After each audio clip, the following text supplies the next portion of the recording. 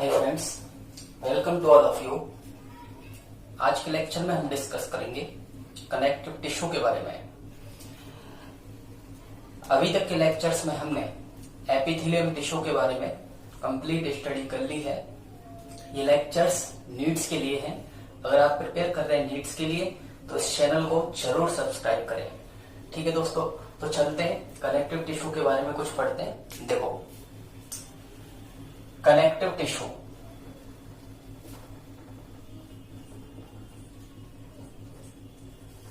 Connective tissue को हम कहते हैं संयोजी ऊतक। कनेक्टिव टिश्यू जिसे और हम कहते हैं संयोजी ऊतक। इससे रिलेटेड सबसे पहला बिंदु जो निकल के अपने सामने आता है वो ये है कि मानव शरीर में सबसे ज्यादा पाया जाने वाला ऊतक कौन सा है। ठीक है, तो इसके लिए सबसे पहले हम ये जानेंगे ये क्या होता है। ये होता है मानव शरीर में सर्वाधिक पाया जाने वाला जंतु ऊतक, जिसे हम कहते हैं कनेक्टिव टिश्यू या संयोजी ऊतक।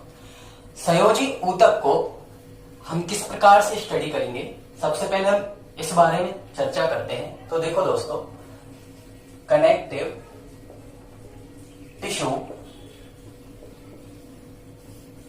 टिश्यू को हम दो प्रकार से स्टडी यहां पर करने वाले हैं। First of all, connective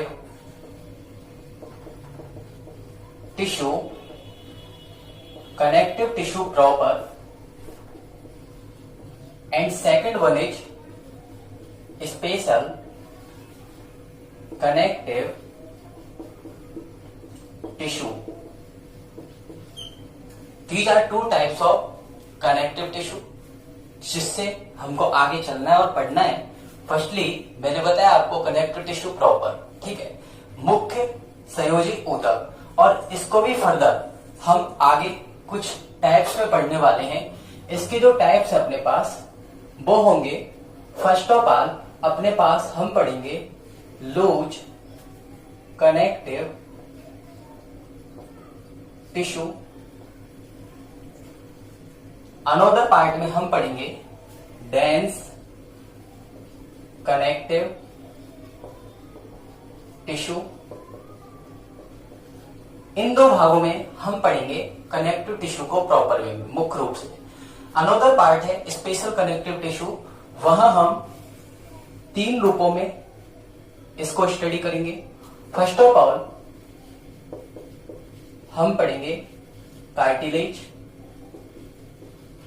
another हम पढ़ेंगे बोन, एंड थर्ड पार्ट में हम पढ़ेंगे ब्लड। ठीक है, तो ये कनेक्टिव टिश्यू को मैंने बांटा, connective tissue proper, special connective tissue. फिर हमने कनेक्टिव टिश्यू को फिर से दो भागों में डिवाइड किया, loose connective tissue and dense connective tissue. Further special connective tissue को तीन पार्ट्स में डिवाइड कर दिया, cartilage, bone and blood. First of all हम जानते हैं कनेक्टिव टिश्यू प्रॉपर के बारे में, और सबसे पहले हम स्टडी करते हैं लूज कनेक्टिव टिश्यू को। तो फर्स्टली हम चल रहे हैं कनेक्टिव टिश्यू प्रॉपर, और यहां पर भी हम इसका पहला टाइप पढ़ेंगे लूज कनेक्टिव टिश्यू। इन्हें कहते हैं हम ढीले संयोजी ऊतक। देखो क्या होते हैं ये, तो इस प्रकार के जो ऊतक या टिश्यू अपने पास होते हैं उनमें इस प्रकार का हम कंपोजिशन देख पाते हैं, जिसमें हम ये फाइंड आउट करेंगे कि यहां पर जो फाइबर्स हैं उनका नंबर्स कम होगा, और जो ECF है जिसे हम कहते हैं एक्स्ट्रा सेलुलर फ्लूइड, बाह्य कोशिकीय द्रव, और इसे नाम दे सकते हम मैट्रिक्स। इसका जो कंपोजिशन है वो होगा अपने पास अधिक। तो ये होगा अपने पास ढीला संयोजी ऊतक। इस ढीले संयोजी ऊतक को भी हम दो भागों में पढ़ेंगे।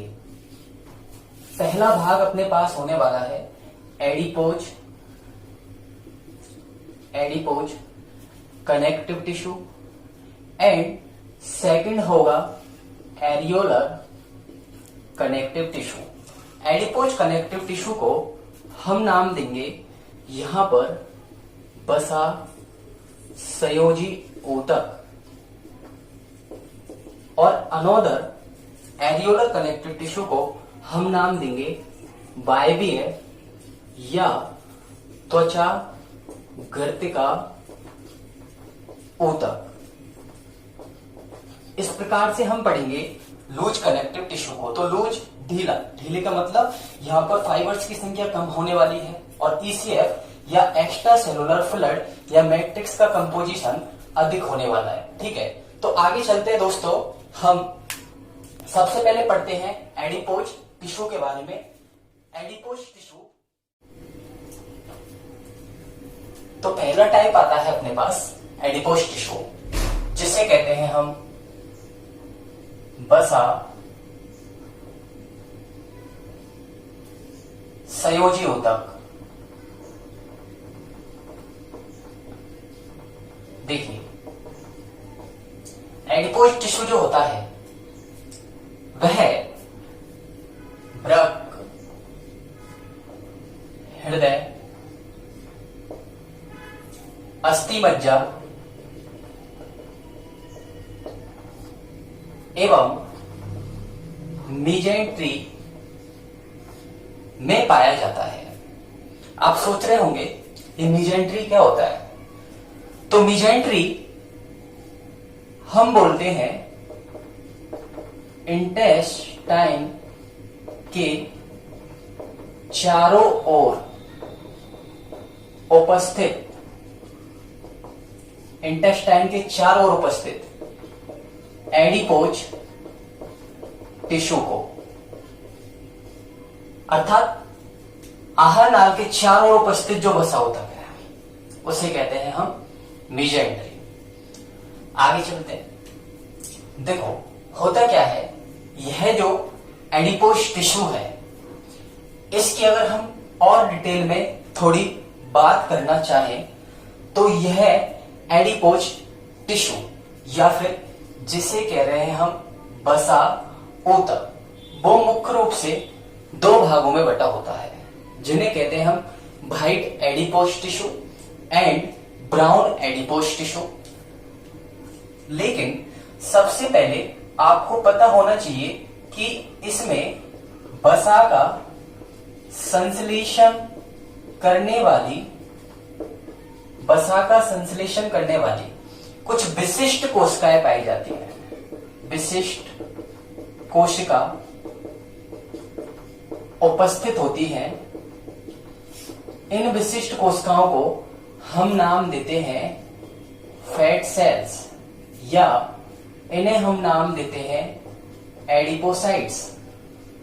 इनका काम होता है वसा को स्टोरेज करना, उसका संश्लेषण करना। ठीक है, मैंने आपको भी बताया था कि हम इसको दो भागों में पढ़ेंगे एडिपोज टिश्यू को, और उनमें पहला जो पार्ट पढ़ने वाले हैं हम वो होगा अपने पास व्हाइट एडिपोज कनेक्टिव टिश्यू, और फर्दर जो दूसरा पार्ट हम पढ़ेंगे वो होगा अपने पास brown adipose connective tissue. White adipose connective tissue की अगर हम बात करें तो इसमें कुछ इस प्रकार की संख्या में एक बड़ी वसा की गोलिका पाई जाएगी। आपको इसको याद रखना है।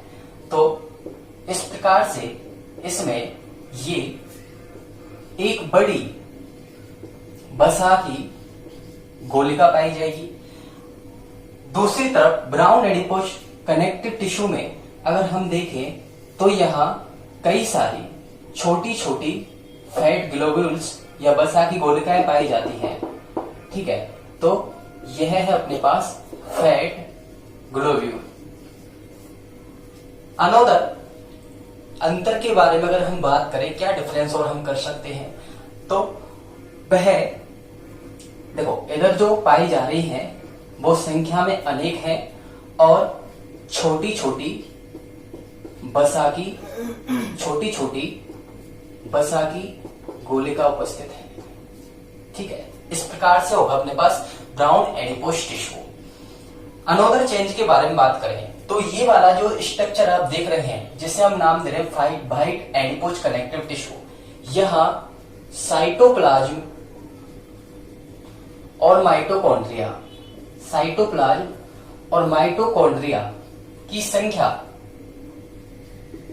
की संख्या कम पाई जाती है। इधर अगर हम बात करें तो यहां पर माइटोकॉन्ड्रिया और साइटोप्लाज्म की मात्रा अधिक पाई जाती है। अनोदर अंतर अगर हम करना चाहें तो आप ये समझ सकते हैं यहां से कि अगर यहां माइटोकॉन्ड्रिया की संख्या कम है तो ये जो वाइट एडिपोज कनेक्टिव टिश्यू है ये कम ऊर्जा का उत्पादन करेगा और तुलनात्मक रूप से ब्राउन एडिपोज कनेक्टिव टिश्यू जिसे हम नाम दे रहे हैं, तो यह तुलनात्मक रूप से अधिक ऊर्जा का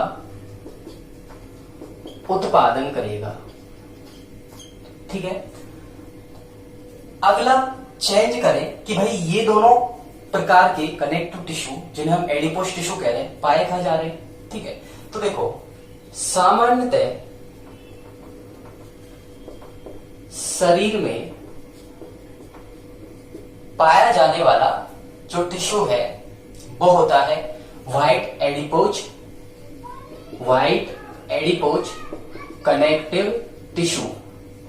ठीक है, और ब्राउन एडिपोज कनेक्टिव टिश्यू की अगर हम बात करें तो यह है नवजात शिशु में, ठीक है, पाया जाएगा। इसके साथ साथ कुछ ऐसे एनिमल्स हैं जिन्हें हम कहते हैं हाइबरनेटिंग एनिमल, और हाइबरनेटिंग एनिमल्स को हम नाम देते हैं शीत निष्क्रिय जीव। ऐसे कुछ जैसे कि एक मेढक को हम उदाहरण यहां पर ले सकते हैं। ठीक है, भालू होता है। ठीक है, तो ये शीत निष्क्रिय जीव होते हैं जो कि ब्राउन एडिपोज कनेक्टिव टिश्यू अपने पास होते हैं। यहां पर इसका रंग ब्राउन होता है, इसका कारण है आयरन युक्त साइटोक्रोम पिगमेंट का पाया जाना। तो एक वर्णक पाया जाता है आयरन युक्त साइटोक्रोम, जिसके कारण यहां पर जो रंग है वो कैसा होता है, ब्राउन। तो ये कुछ मेन डिफरेंस है एडिपोज टिश्यू के संदर्भ में जो हम बात कर रहे हैं। एक तरफ हम पढ़ रहे हैं वाइट एडिपोज कनेक्टिव टिश्यू, तो दूसरी तरफ हम पढ़ रहे हैं ब्राउन एडिपोज कनेक्टिव टिश्यू। आप देख सकते हैं यहाँ पर इसमें पूरे स्ट्रक्चर्स में एक बड़ी वसा की गोलिका है, इधर अनेक है छोटी छोटी वसा की गोलिकाएं। ठीक है, अगली अगर हम बात करें साइटोप्लाज्म माइटोकॉन्ड्रिया की संख्या यहाँ कम है, यहाँ अधिक है। अगर कम है तो तुलनात्मक रूप से इसकी तुलना में ये वाइट एडिपोज कनेक्टिव टिश्यू कम ऊर्जा का उत्पादन करेगा। ठीक है, पोले कहां पाया जाता है, तो वाइट एडिपोज सामान्यतः शरीर में पाया जाता है। ठीक है, अगली बात करें ब्राउन एडिपोज कनेक्टिव टिश्यू कहां होता है, तो ये नवजात शिशु में शीत निष्क्रिय जीवों में पाया जाता है। इसका रंग भूरा होता है, इसका कारण होता है आयरन युक्त साइटोक्रोम पिगमेंट या वर्णक का पाया जाना। ठीक है दोस्तों, तो आगे अगर हम बात करें तो इससे आगे हम पढ़ते हैं अनोदर कनेक्टिव टिश्यू के बारे में। ये हो जाता है अपने पास कंप्लीट एडिपोज। ठीक है, इसका सेकंड पार्ट, ठीक है, लूज कनेक्टिव टिश्यू का सेकंड पार्ट जिसे हम कहते हैं एरियोलर कनेक्टिव टिश्यू। तो अब हम पढ़ेंगे एरियोलर कनेक्टिव टिश्यू। देखिए जानते हैं क्या होता है एरियोलर या फिर बाइवियर या फिर त्वचा, गर्तिका, संयोजी ऊतक। तो देखो ये कंप्लीट हो गया अपने पास एडिपोज कनेक्टिव टिश्यू। सेकंड आता है अपने पास एरियोलर कनेक्टिव टिश्यू, जिसे हम कहते हैं वायवीय या त्वचा गर्तिका, त्वचा गर्तिका संयोजी ऊतक। ठीक है, अब देखो ये मुख्य रूप से त्वचा के नीचे उपस्थित होता है। ठीक है, जिसे हम कहते हैं एरियोलर या वायवीय त्वचा गर्तिका संयोजी ऊतक। कई प्रकार की सेल्स का ये बना होता है। ठीक है, तो हम लिख सकते हैं यहां पर इसका निर्माण कई प्रकार की कोशिकाओं से होता है। कई प्रकार की कोशिकाओं से होता है। उनमें भी सबसे पहले हम बात करते हैं पहली कोशिका के बारे में, जिसे हम नाम दे रहे हैं फाइब्रोब्लास्ट। इस टर्म का मतलब आप समझिए। ब्लास्ट का मतलब होता है निर्माण करने वाली, फाइब्रो मतलब फाइबर्स का। तो सिंपली आप समझ सकते हैं, यहां से कंक्लूजन निकाल सकते हैं कि फाइबर्स का फॉर्मेशन करने वाली जो सेल्स हैं उन्हें कहते हैं फाइब्रोब्लास्ट। ठीक है, तो ये होती है मुख्य कोशिका। कई प्रकार की कोशिकाओं का ये बना होता है, उनमें से ये होती है मुख्य कोशिका। अगली अगर हम बात करें तो ये फाइबर्स का निर्माण करेंगी। तो उनमें दो प्रकार के फाइबर्स यहां बनेंगे। एक होंगे अपने पास कोलेजन फाइबर्स एंड सेकंड होंगे अपने पास रेटिकुलर फाइबर्स। दोनों में क्या डिफरेंस है? तो इन्हें देखो, इन्हें हम व्हाइट फाइबर्स भी कहते हैं और दूसरी तरफ रेटिकुलर फाइबर्स को हम इलास्टिन फाइबर्स भी कहते हैं। ठीक है, सेकेंड टाइप की जो सेल्स होती हैं वो होती है अपने पास मैक्रोफेज। इन मैक्रोफेज कोशिकाओं को हम हिस्टियोसाइट कहते हैं। इसके अलावा इन्हें हम क्लैस्टोसाइट भी नाम दे सकते हैं। ठीक है, तो बात एक ही है, मैक्रोफेज, हिस्टियोसाइट या फिर क्लैस्टोसाइट। इनका क्या काम होता है? तो इनका काम होता है भक्षण करना, और भक्षण करने की जो प्रक्रिया होती है उसे कहते हैं हम फैगोसाइटोसिस। ठीक है, तो ये दो टाइप की सेल्स हो गई। थर्ड जो सेल्स आएगी अपने पास वो अपने पास होंगी मास्ट सेल्स।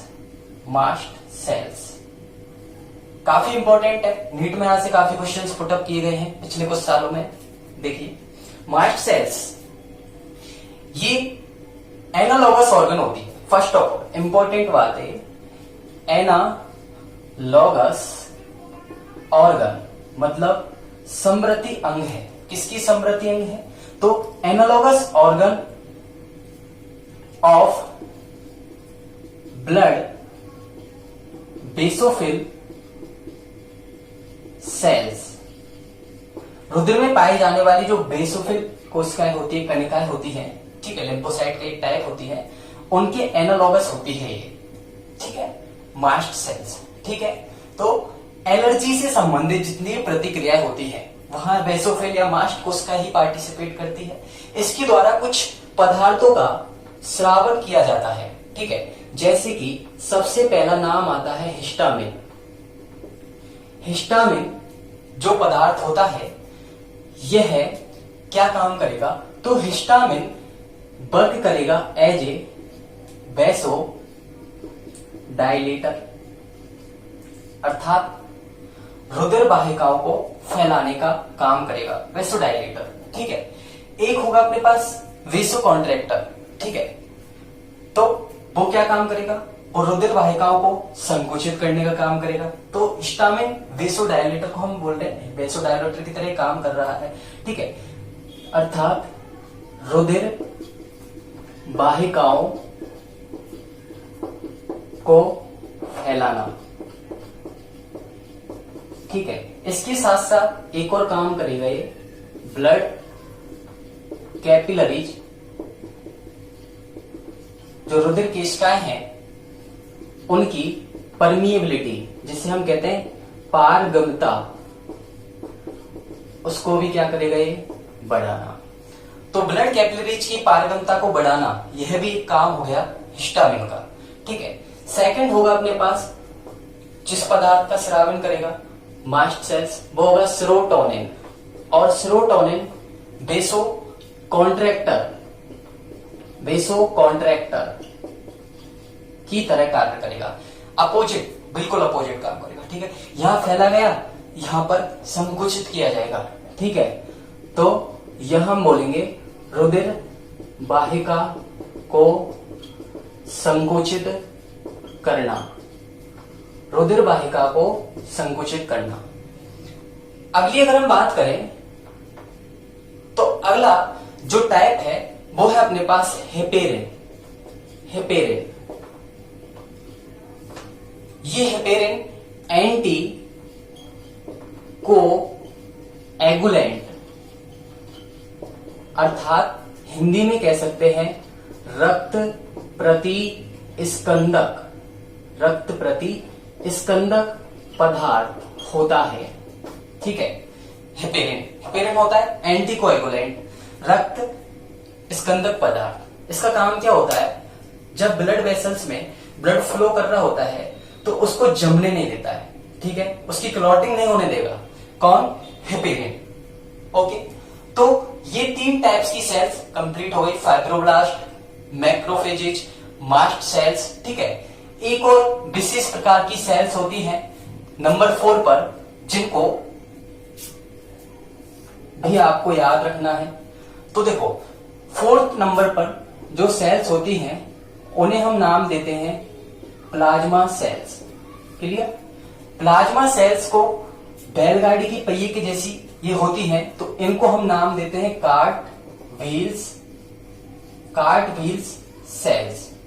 ठीक है, और याद रखेंगे हम प्लाज्मा कोशिकाओं का काम होता है, बहुत इंपॉर्टेंट फंक्शन ये करती हैं, एंटीबॉडी फॉर्मेशन, अर्थात प्रतिरक्षों का करती है निर्माण। एंटीबॉडी फॉर्मेशन का काम प्लाज्मा सेल्स के द्वारा किया जाता है। तो ये ऑल ओवर जो सेल्स हैं ये कंप्लीट करती हैं एरियोलर कनेक्टिव टिश्यू को, जिसे कहते हैं हम त्वचा गर्तिका संयोजी ऊतक। इनके फंक्शंस काफी इंपॉर्टेंट है, एग्जाम्स में यहां से क्वेश्चन पहले पूछे गए हैं। ठीक है, आगे हम जब चलते हैं तो अपने पास ये कंप्लीट हो जाता है यहां पर एक लूज कनेक्टिव टिश्यू। ठीक है, ढीला संयोजी ऊतक। अगले स्टेप में हम पढ़ेंगे डेंस कनेक्टिव टिश्यू। ठीक है, तो देखिए क्या होता है डेंस कनेक्टिव टिश्यू, बात कर लेते हैं।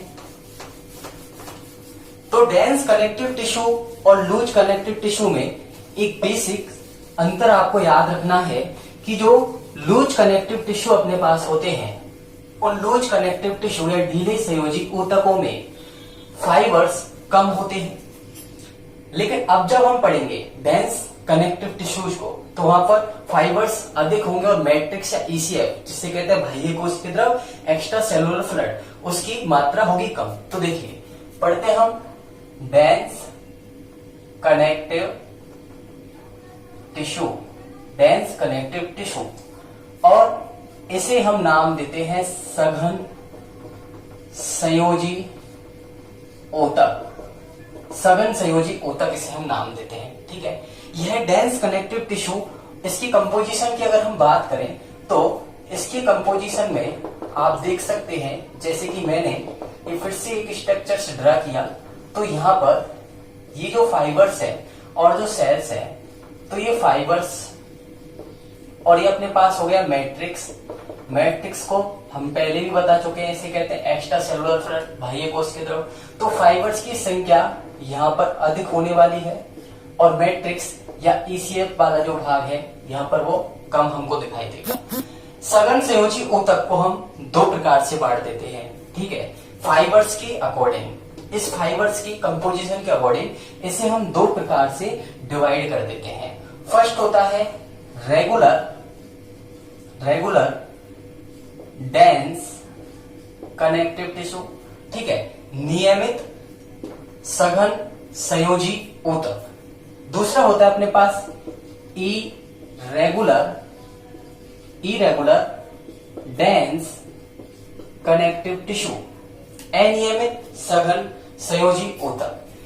इसको डायग्रामेटिकली अगर हम समझना चाहें तो यहां हम समझ सकते हैं कि यहां पर फाइबर्स की एक निश्चित व्यवस्था अपने को मिलने वाली है अगर ये टाइप है नियमित वाला, और अगर ये अनियमित प्रकार का संयोजी ऊतक है अपने पास तो यहां पर फाइबर्स की जो व्यवस्था है वो अपने पास अनियमित रूप में उपस्थित होती है। ठीक है, ऐसे एग्जाम्पल्स क्या होते हैं अपने पास, तो आपको याद रखना है नियमित सघन संयोजी ऊतक के कुछ उदाहरण हम ले सकते हैं यहां पर एग्जाम्पल, जैसे कि हम बोलते हैं टेंडन, ये भी एक प्रकार का ऊतक है, इसे नाम देते हैं हम कंडरा। ठीक है, सेकंड एग्जाम्पल इसका होता है लिगामेंट को हम नाम देते हैं स्नायु। ठीक है, तो टेंडन, लिगामेंट्स, ये सारे की सारे जो एग्जाम्पल्स हो गए अपने पास, ये हो गए सघन और नियमित। ठीक है, अब हम अनियमित सघन संयोजी ऊतक की बात करते हैं यहाँ पर, तो इसके कुछ एग्जाम्पल्स भी अपने पास होते हैं। ठीक है, जैसे कि सबसे पहले हम बात करें पेरिकॉन्ड्रियम, पेरीओस्टियम, पेरीमाइसियम, और भी हम बात कर सकते हैं यहां पर पेरीन्यूरियम, स्किन। ये सारे की सारे जो एग्जाम्पल्स है अपने पास वो होते हैं अनियमित सघन संयोजी ऊतक के। ठीक है, तो ये फाइबर्स की अरेंजमेंट के आधार पर दो प्रकार हमने पढ़े, सघन संयोजी ऊतक के, नियमित सघन संयोजी ऊतक, अनियमित सघन संयोजी ऊतक। आगे चलते हैं तो अगला टाइप अपने पास आता है संयोजी ऊतक का कार्य के आधार पर। ठीक है, तो कार्य के आधार पर ये सघन संयोजी ऊतक चार प्रकार के पाए जाते हैं। ये हमने फाइबर्स के अरेंजमेंट के आधार पर पढ़ा है, अभी हम पढ़ेंगे कार्य के आधार पर कितने प्रकार के होते हैं सघन संयोजी ऊतक। तो देखिए दोस्तों, on the basis of their function there are 4 types of this dense connective tissue. Firstly, we discuss about white fibrous connective tissue. White fibers connective tissue. ठीक है, इस प्रकार के जो संयोजी ऊतक होते हैं अपने पास, उनमें हम ये देख पाते हैं कि यहां जो कोलेजन फाइबर्स होते हैं, कोलेजन फाइबर्स वो अनियमित होते हैं। ठीक है, तो कोलेजन फाइबर्स अनियमित रूप से पाए जाते हैं व्हाइट फाइबर्स कनेक्टिव टिश्यू में। ठीक है, इसका जो एग्जाम्पल है वो है सुचर, इसे कहते हैं हम सीवनी, सुचर इन स्कल, खोपड़ी में पाए जाते हैं। ठीक है, सेकेंड टाइप का अपने pass on the basis of their function जो आता है वो होता है टेंडन।